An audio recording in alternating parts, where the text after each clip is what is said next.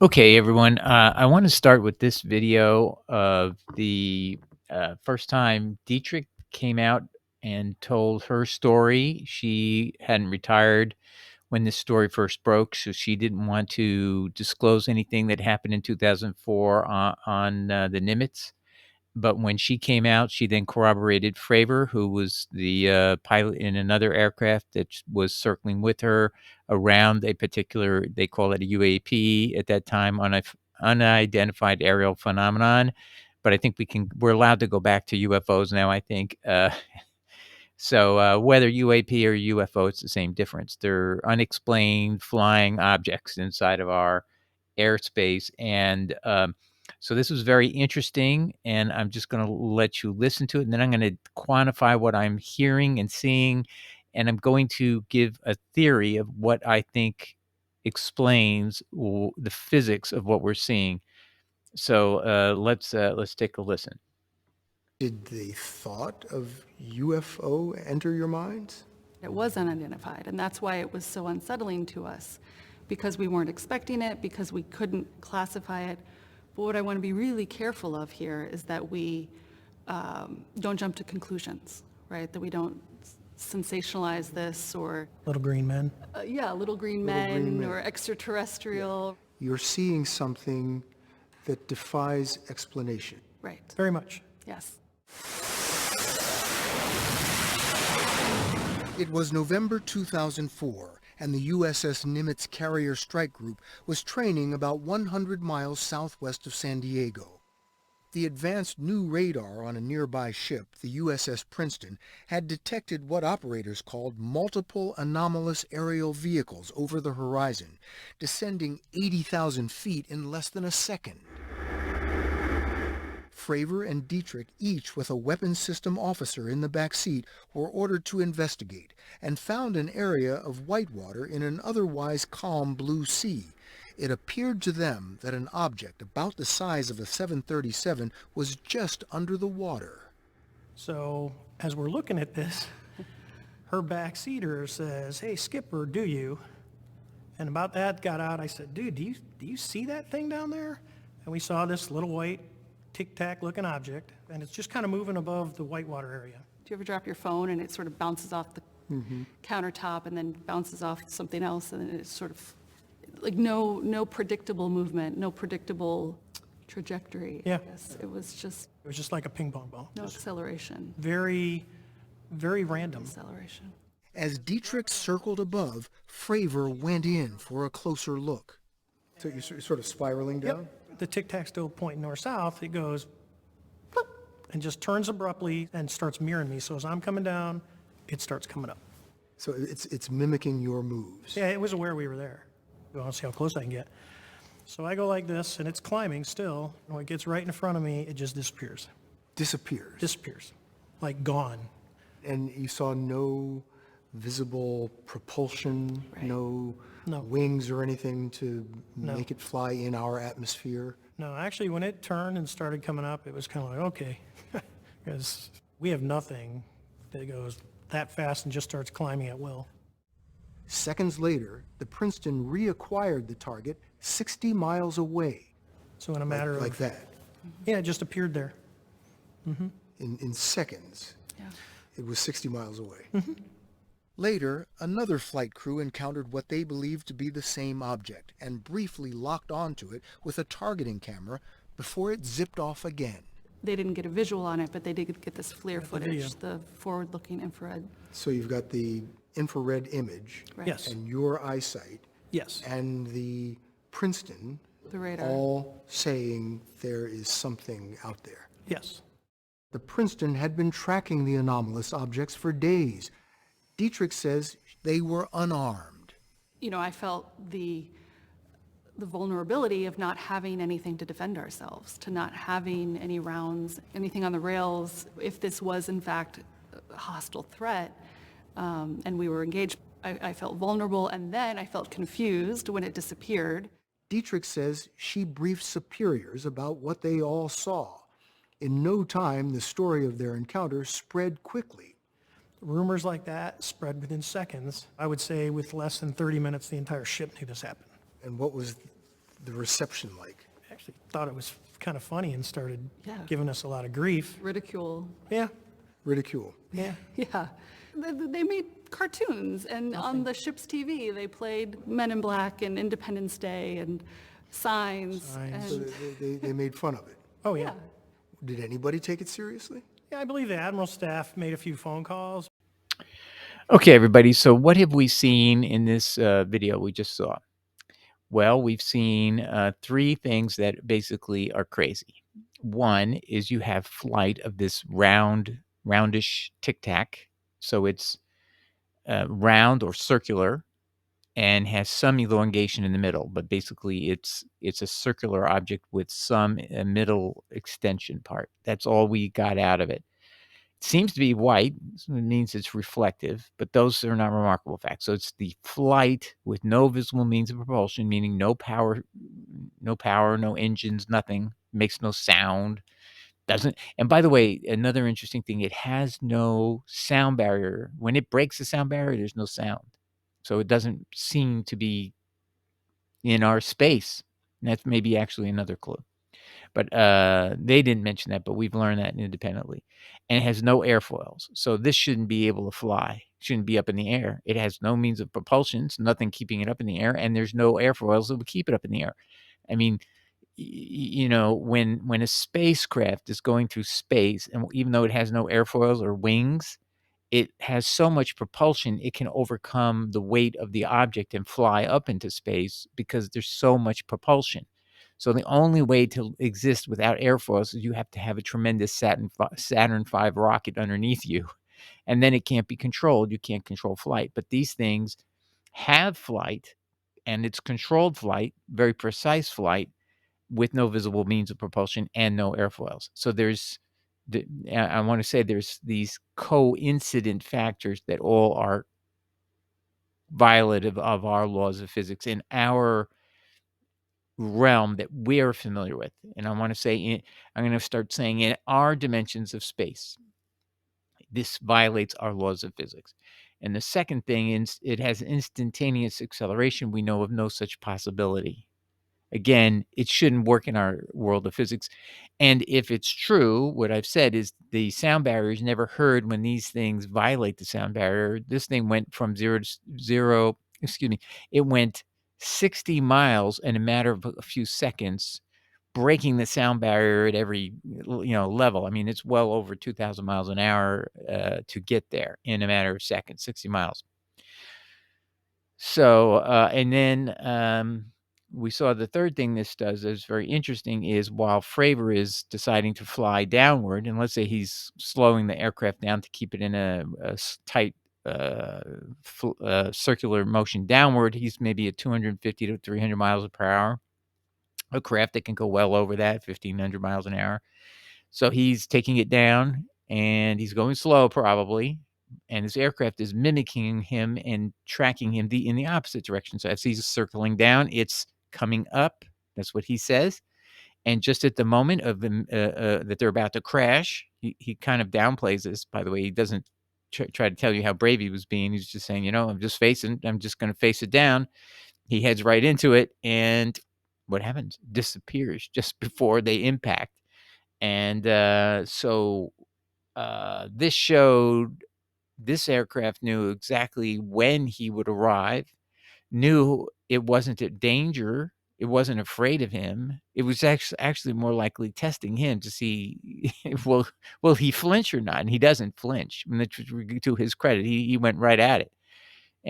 But for this thing just absolutely disappearing, he's saying, "I would have crashed into it." So you gotta read between the lines. He doesn't wanna brag, and that would be a bragging thing amongst pilots, "So what were you doing?" "Yeah, I was gonna crash into this thing if I had to. I was willing to give up my life to kill this thing, whatever it was, and find out what it is." You know? So, bravery, bravery, bravery, bravery, but that taught us one more thing about this aircraft. It is able to disappear. And that seems to be not just simply flying away fast, but literally evaporate in the space that it was in. It just simply disappeared. So he expects to hit something head on. It isn't even in his airspace at the moment of arrival, and it's like he sees it and he sees it disappear. So and the other pilot said, yes, it just disappeared. So they can both see it. And so when people say something disappeared, it means it was in my eyesight and then it's gone. I don't see it. And this was going to be an immediate impact. So these are three amazing factors that I think it requires an explanation. And so far, I have an explanation. And here's the thing: is since these are crazy facts, right? These are all crazy. I mean, no wonder pilots don't like to come forward with these things because you would think they're insane. Because what kind of objects don't have visible means of propulsion, don't have airfoils, can instantaneously accelerate and go 60 miles in seconds, who can track your descent and as they're ascending, and when you're about to have impact, they just can disappear. These things don't make sense. You're a crazy person. You must have all been drinking. Go get a rest. Take a couple weeks off, and you'll forget all about it. That's probably what's been going on for decades. But for some reason, it's suddenly becoming more important. I think we realize with the Aegis radar, we're tracking these things now. We're picking them up when they used to not be tracked at all. And we're starting to get concerned that they are a threat to national security, which is a legitimate issue. And that's why they're being tracked. And now we, the public, are finding out about them. But I find them curious for the explanation that I want to suggest. So now we need to see another video, which is going to really help us figure it out. And this is from Aguadillo, Puerto Rico, 2013. It's a Homeland Security video. It's been verified. The History Channel did a recent show in November of 2022. I tried putting that History Channel episode within this video in a prior version, and it was rejected, so I'm not allowed to use it. Other videos I used here today, you're going to see today, won't be rejected. I've used them, and they didn't get rejected. So only the one from History Channel, but it was but I can tell you, it had experts look at the Homeland Security video. It's apparently a 30 to 40-minute video, and they verified what we're going to see here. It's a cylindrical object traveling between 90 to 110 miles an hour. It slows down somewhat when it enters the water. It is flying between masts of different boats. We're gonna look at the video, and it has the video that was the same as on the History Channel has subtitles that a UFO group put on there to explain what's going on. I'll try to read them as we go. It's a 3-minute video. They cropped out the 3 best minutes. One interesting thing in the History Channel episode is they did a little examination of what's the heat signature of this craft that's cylindrical object, no wind foils, no airfoils, by the way. And it's about the same as a cow, 103 degrees. And so the cow is like 102 degrees hotter. So this thing isn't, generating a lot of heat, and yet it's traveling at 90 to 110 miles per hour.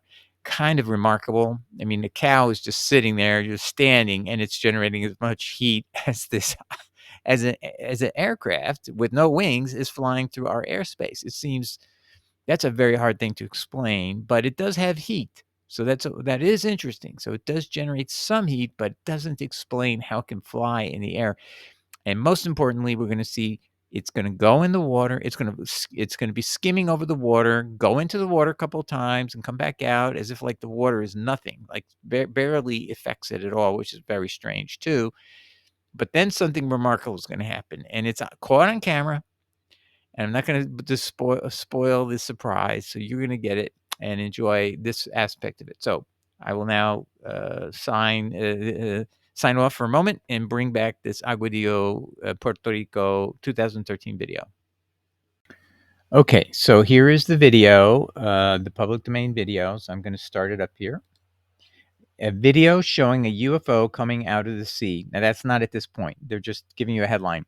And apparently splitting in two is alleged to belong to the U.S. Department of Homeland Security. Now, that's been confirmed. The History Channel agrees. That's no dispute. And it looks like a cylindrical, round object just moving through space with no visible means of propulsion or hold on. I want to read this off to you.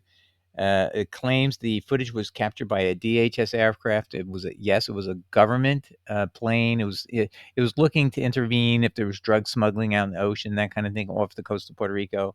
So it's recording this and using a thermal imaging camera to see, are there life forms and so on. And basically, it according to the History Channel version of this, it found out the temperature of the aircraft is no different than a cow. So it's not, and it does not have a heat signature of an aircraft, which would have jet engines and be, 10, 20 times hotter, or many thousands of times hotter than 105 degrees Celsius. I think they were saying it would be if it were a cow. Cow's apparently very hot. So anyway, so there you go. Now let's get back to the video. And apparently, by the way, the video is like 30 or 40 minutes long. So this is going on and on and on. It's being tracked by thermal imaging, so it's locked on to the heat signature of this particular object. It says at the bottom, they claim they were given the thermal video by an official source. So it is a thermal video. In the footage, the UFO flies at high speed past the screen. The SCU, that's a group that looks into UFOs, says the image could not be a drone, a bird, balloon, or another aircraft. I think they mean by drone, it can't be a human-sourced drone. This is beyond our technology. Yes, and it's not following the wind at all. It's moving. Now, let me just pause it there. Did you notice it went past some poles, and so it was actually able to see that it was on the other side of these poles. Let me just see if I can just go back and show you this. Okay, so I don't know if you can see this, but it looks like a harbor, and these are ship masts, and this thing actually flies between the ship masts. So it's and it's relatively small. So I don't know if you can spot it. It's over here, and it's going to go behind one of these. It's one of a mast that's in front of it. So they just said this thing is. It seems to be intelligently controlled so that it can not hit things. So I'm going to pick up from that point. So again, back to what it says. The SCU says the image could not be a drone, bird, balloon, or another aircraft. And so it passed one of those poles, and it just seems to be able to avoid hitting things. Now it's heading out to sea, by the way. That's where it's heading. It's over, streets and regular objects. And then at some point it's going to pass some cows, and that's when they were able to compare its heat signature against cows, and it was within 3 degrees of a cow.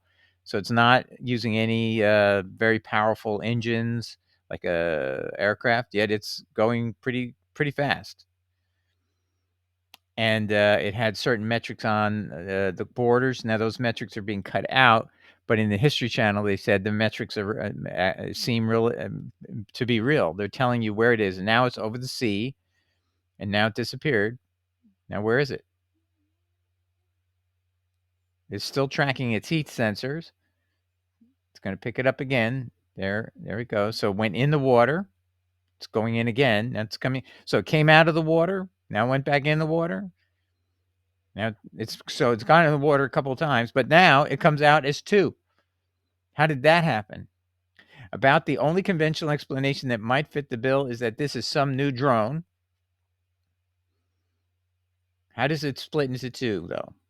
But the entry and exit from the sea and the apparent splitting in 2 of the object makes even this explanation seem unlikely. That's one of the experts who said that. So yes, that is the remarkable aspect of the Aguadillo, Puerto Rico thing. The entry and exit from the sea multiple times, and the second or third time it comes out of the water, it splits into 2. How does that happen?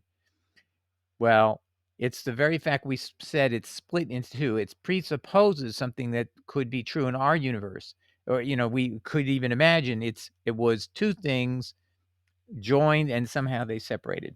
So I'm going to stop the video now, and we'll comment as we go. But what I'm saying is it's a superimposition of the same object twice in our physical realm as a quantum physical effect. Okay, so we'll move on. Okay, so in the recording of that video, I had actually put in my explanation. So my explanation is we see a similar event happening in the photosynthesis of plants, we see what's called superposition of in quantum physics of objects. And now it's an analogy, or it could be actually the true explanation. So meaning there's something similar that happens in plants. It could be just an analogy, like it's the same or similar thing, but maybe not necessarily the same thing. But it's worthwhile to examine to then get ideas of what could explain it, and then maybe this is actually the explanation. So this is the most recent article, October 14, 2022. So today is December 3 or 4, 2022. So a month and a half later, plants use quantum physics to survive. This was something that was discovered in 2007 and verified by numerous scientific proofs later, that light travels at all paths simultaneously. The photons just travel over the same path, take multiple directions all at once. And the plant uses this physics to extract energy from plants. So let me just show you some of the interesting statements that we'll just find in this article. The bizarre rules, bizarre means it doesn't fit our rules of physics. Rules of quantum mechanics may in fact enable many of life's fundamental processes, scientists say. Okay. Humans can't teleport. You know what teleport is, like on Star Trek, where you can go from one ship to another ship through space. Now that means you can't be in more than one space in that teleport example. But what about plants? Can they not only teleport but also send replicas of itself to another spot? Well, yeah, listen to what the whole sentence here says. Humans can't teleport or reside in multiple places at once, but the tiniest particles of matter can. They're talking about photosynthetic photons inside of the photosynthesis process of plants, algae, basically anything that can have a chlorophyll type molecule. So that's so without getting into too much detail yet, the word that's used for this when this replication process takes place is called superposition. So a photon of light can be in more places than once due to superposition, has something to do with waves and interference, and you'd have to study all these things to understand it. But the bottom line is they're saying that photon of light is in more than one place, which violates our laws of physics on this side of photosynthesis. Like in our universe, once that plant is creating all this stuff and we're eating it, the product that we eat obeys the laws of physics. But what created it does not obey the law of physics. It's using superposition of light to create a way of extracting all the energy from a single photon by putting it on a field with, let's say, 50 extracting devices, let's say. And we have a video we'll show you on this later in the next video. I'm going to clip off here. We're going to stop here in a second, and then we're going to watch the next video in the next episode in the separate video. So imagine you have a field, let's say a football field, with round circles on every 5 yards, 5-yard circles, 5-yard circles, 5-yard circles. Just fill up the whole football field, and then take a single photon of light and fly it across there. And then with quantum physics in a quantum physical realm of plants, of photosynthesis, that light, a single photon, replicates itself over every single circle of the 5-yard circle. So let's assume that's just 50 circles. And so it completely replicates itself, allows itself to be extracted into that little space. And then as it exits the field, it recombines itself to its single photon, whatever's left of it. But you've extracted all the energy you could, and it's a shell of itself when it leaves, and it's like gone. It's exasperated when it gets out of there. But had you not used the quantum physical process, if you didn't replicate it, which is using quantum physics to do this, and therefore violate the rules of physics of in our space and create multiple replicas of something that you can't not do in our space. You can't have more than one copies of Doug, me, or your next door neighbor. There's only one. But in a quantum state, you can have replicas of light photons. And so that's what's so interesting about it. And what's so similar to me is how that Aguadillo craft split in two, and everybody just assumes that it was one craft that's cut itself somehow in half. But if you think about it, it was no different in size when it came out. So those two separate versions of itself were really still the same size as the original. And so you don't really have a ground to say it's split in half. That's an assumption. That's our eyes playing tricks with us. What really is happening is it's the same object replicated twice. It's superpositioning itself, just like a plant can superimpose and make it look like a single photon is now in two places. And in fact, not make it look like, but it actually is, because it's violating our law of physics, because in the quantum physical realm, it can be in both places. And that's what this article is saying. This eerie quantum effect have traditionally been studied and observed only under the strictly controlled conditions of a physics lab.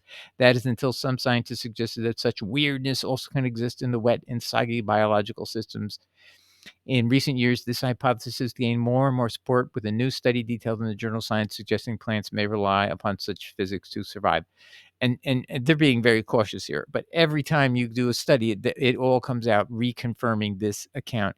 And it was laughed off initially. So we just have to understand that it still doesn't make any.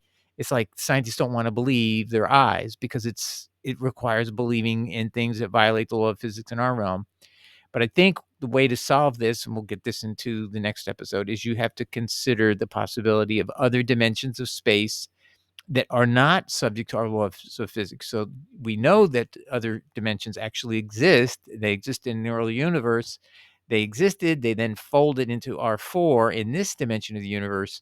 But no one ever asked themselves, is it possible some other dimensions exist right outside of our universe, and right on our, we don't see it. And that's the whole point about other dimensions. People inside of a limited dimension universe, let's say 4 dimensions here, but let's say there's 6 or 7 dimensions right outside of us, a universe portion that has 6 to 7 dimensions, 3 more than ours, let's say, we wouldn't know because we can't observe it. So it's like an ant living on a two-dimensional plane. It can't see that there's heights of trees and all that. It just sees the 2 dimensions it lives on. It's kind of the analogy we'll see in the next episode. Okay.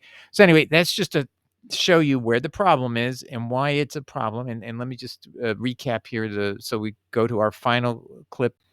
Okay. So I just want to recap before we go into part 2 here, is what we have found out is we already discussed the first 3 elements: flight with no visible means of propulsion; 2, instantaneous acceleration; 3, the tracking descent of an F-18 and waiting for the moment before crash to disappear; and 4, we now have what has to be maybe more amazing than anything else caught on video, is the object split into 2. It also had no visible means of support or propulsion, no airfoils. And we didn't see any instantaneous acceleration. That's true. And we didn't see any amazing flight characteristics as tracking descent of an aircraft coming down towards it and then disappearing at the last second. None of that happened. But I would say much more amazing than that is splitting in flight. Wouldn't you say? Could you imagine a 747 just split in 2 and then it's 2 of itself? And so that's the other thing. So it's an illusion that it's split into 2. What I'm trying to say is it replicated itself into 2 is also another way of conceiving of what we're seeing. It just looks like it's split into 2. And so we use conventional words to describe something, and then it makes us misperceive what we're actually seeing. So anyway, those are the 4 characteristics I see that then need explanation. And the question is, can quantum physics explain it? Can the physics we found out about plants help us understand the physics of UFOs? And I think it can. And it's the 4th characteristic that is the clue, and that solves the other 3 at the same time. So that's it. The more clues we get, we were bound to have more ways of trying to conceive of what we're seeing.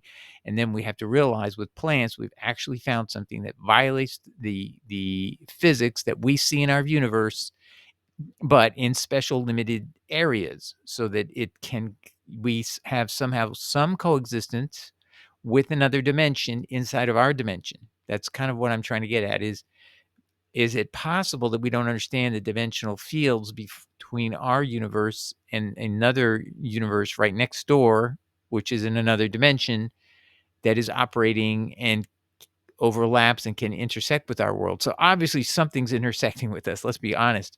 So whatever's intersecting with us is superior to us in technology by a huge quantum leap. And the question is, where is it? And I'm saying it's not on another planet. It's right here. It's in our space. It's not on another planet, and it didn't come from another star. There is another dimension of space in this same time and space, but right next door to us, and can bleed in and can come into our universe and make these entries and exits.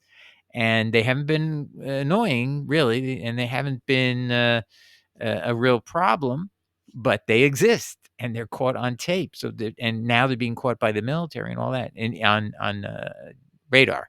Okay, so we're going to come back in another video and we're going to dig into that, and we're going to study the quantum physics of plants.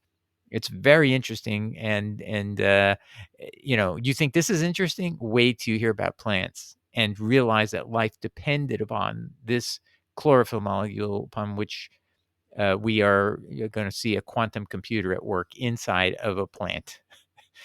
Beyond all imagination, a quantum computer, and I'm not kidding. It's serious. Seriously, it's true. Okay, ciao.